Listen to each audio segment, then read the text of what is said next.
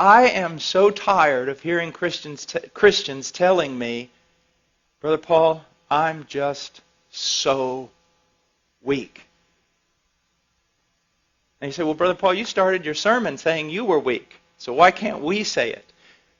Well, I want you to understand the phrase and the context of it. First of all, you're not weak. And I can prove it to you. In the last week, W-E-E-K, how much time did you spend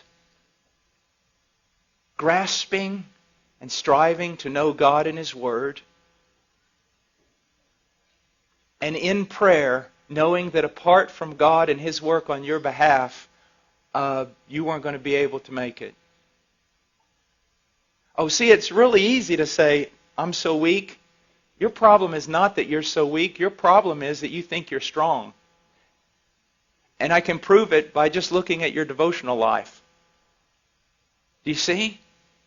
Our problem is not that we're too weak.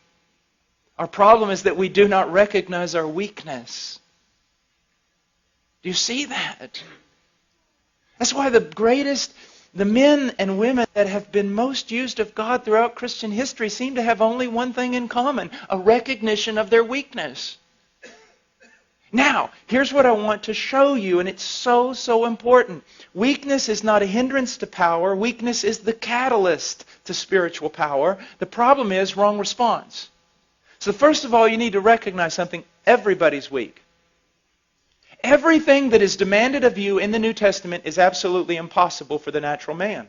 There you go. So now everybody's on the same level. Me, you, Spurgeon, John Piper, all of us, everyone's weak. That's it. Now you can't use weakness as an excuse anymore because everybody's just as weak. No one can do this stuff.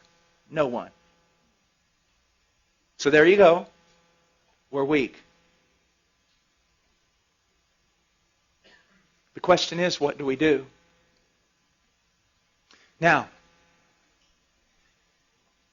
many people just mouth weakness because it's the Christian thing to say. I'm weak. Other people find it very convenient to use that phraseology. Why? Because they can use it as an excuse for their sin. Well, I'm weak. Everybody's weak.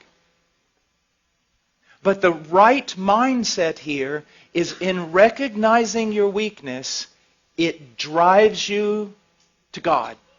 Immediately to God. Believing in faith that He's the fountain He claims to be.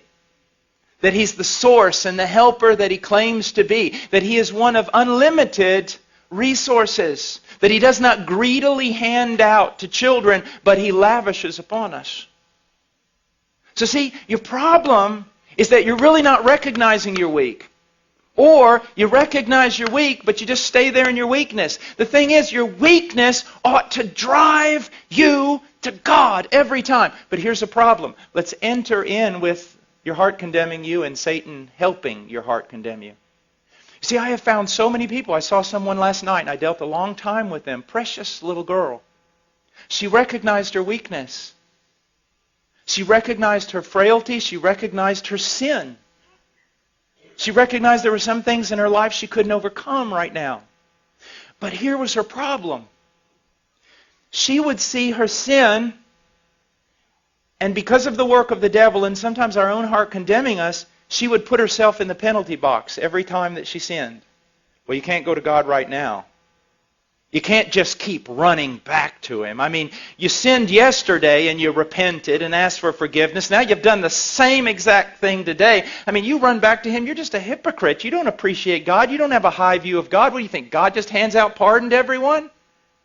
And isn't that what we do? And isn't that what we think? We sin, a sin that we've already sinned and already repented of, and because of it we think we need to put ourselves in a penalty box for a little while, at least a couple of days, and try to work our way back into favor before we come to God. Because if we think, actually, you mean if I go back every time I do this, just immediately, not only going back and asking for forgiveness, but expecting forgiveness, isn't that hypocrisy? Isn't that a low view of God? Isn't that treating God as a forgiveness machine? No, it's being biblical.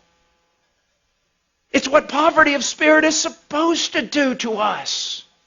Now again, I'm not preaching this, hopefully, to unconverted church people who are going to say, wow, if God's that good, I'll sin all the time and just go back and ask for forgiveness. Hopefully I'm not talking to people like that. Hopefully I'm talking to genuine Christians who really want to be something they are not yet.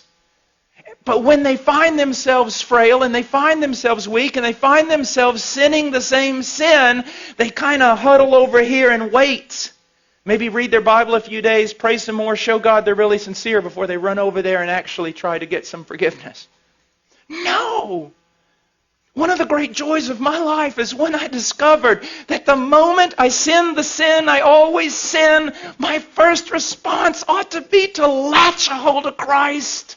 And not beggarly, not thinking, oh, here I am, you ought to strike me down. But no, I latch a hold of Christ saying, I believe your promises.